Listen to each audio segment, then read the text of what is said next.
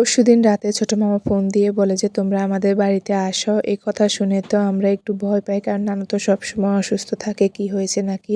পরে আমি আম্মু আপনাদের ভাইয়া নানুদের বাড়িতে রাতে চলে যায়, আর গিয়ে যেটা শুনি সেটা শুনে তো অবাক হয়ে যায়। মূলত ছোট মামা পুকুর একটা নিয়েছে অনেক বড়, আর সেখানে কিন্তু সকালবেলা মাছ ধরা হবে, আর সেই জন্যই কিন্তু আমাদেরকে যেতে বলে। আর এই তো সকাল হতে না হতে পুকুরে সবাই চলে আসে।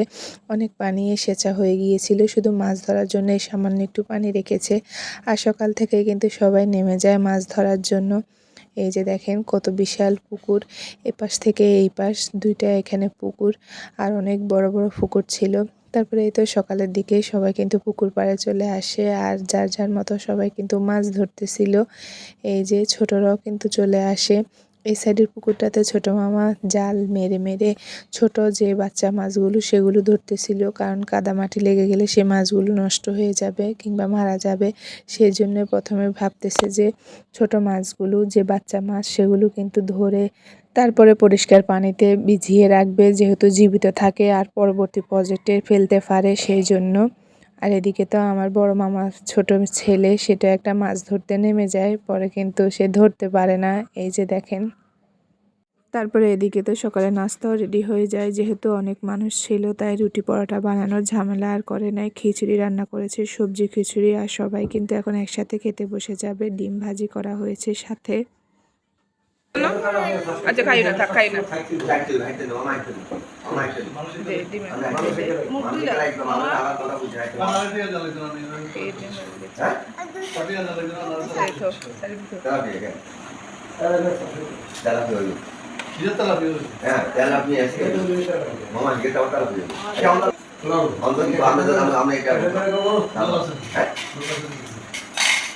কোন গেট কোনার কোনার হয় কতক্ষণ? হ্যাঁ যা আয় আনিতে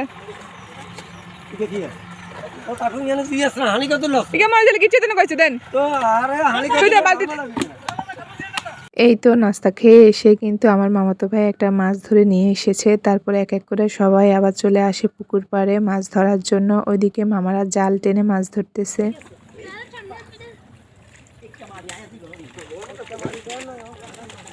রান্না লইলে তোর না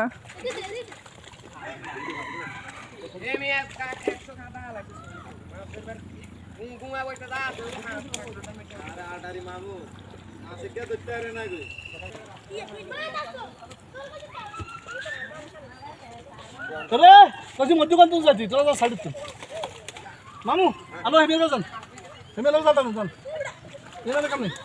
তারপরে এদিকে পুকুর পাড়ে একটা নৌকা ছিল, তাই আমি বলি যে আমি নৌকাতে নামি আর একটু বসবো, দেখি ওখান থেকে বসতে দেখা যায় মাছগুলো অনেক সুন্দর। তাই তো আমিও একটা নৌকায় নেমে যাই, আর এখানে কিন্তু চলে আসি বসার জন্য। পরে এদিকে আমার খালাতো বোন বলতেছে যে তুমি যেন এখানে নামতেছো, যদি পড়ে যাও।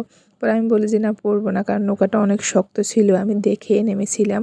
এরপরে এই তো ছোট মাছগুলো কিন্তু উপরে নিয়ে আসতেছিল, যে গুঁড়ো মাছ, চিংড়ি, কাচকি, পুঁটি, এই ধরনের গুঁড়ো মাছগুলো কিন্তু উপরে নিয়ে আসে। সাথে সাথে কিছু বড় মাছও নিয়ে আসতেছিল, মানে পুকুরে একটু একটু করে পানি কমতেছে আর একটু একটু করে সবাই কিন্তু মাছ ধরা শুরু করতেছে। এই যে দেখেন বড় মাছগুলো, তার পাশে কিন্তু একটা জাল এইভাবে বেঁধে ছোট বাচ্চা মাছগুলো জিয়ে রাখার জন্য এভাবে করে রেখেছিল। এই তো এদিকে কিন্তু মাছ ধরা শুরু হয়ে যায়।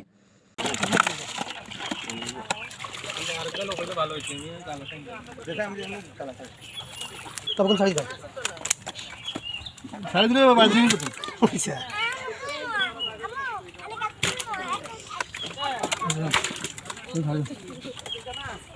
ছাড়ি দিলে বাইরে দিন।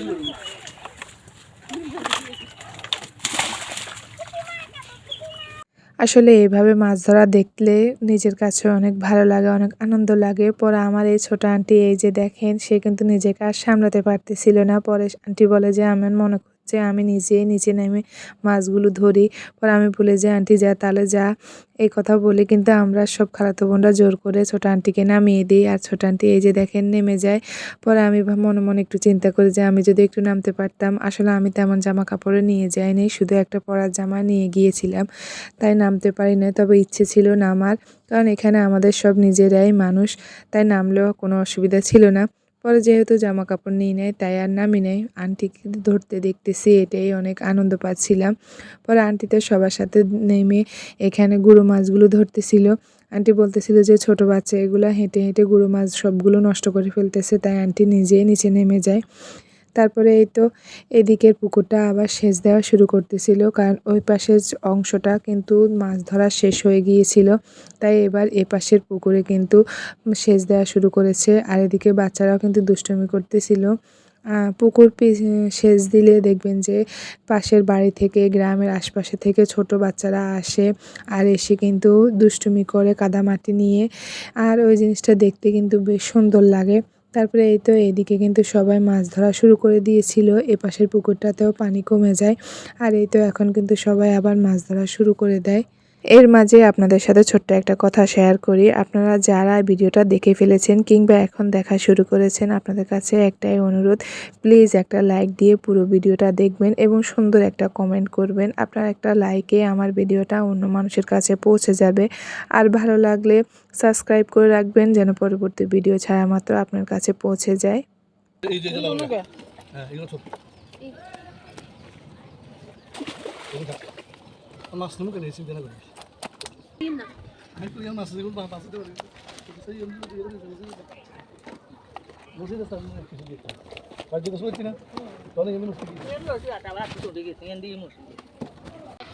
ঠিক আছে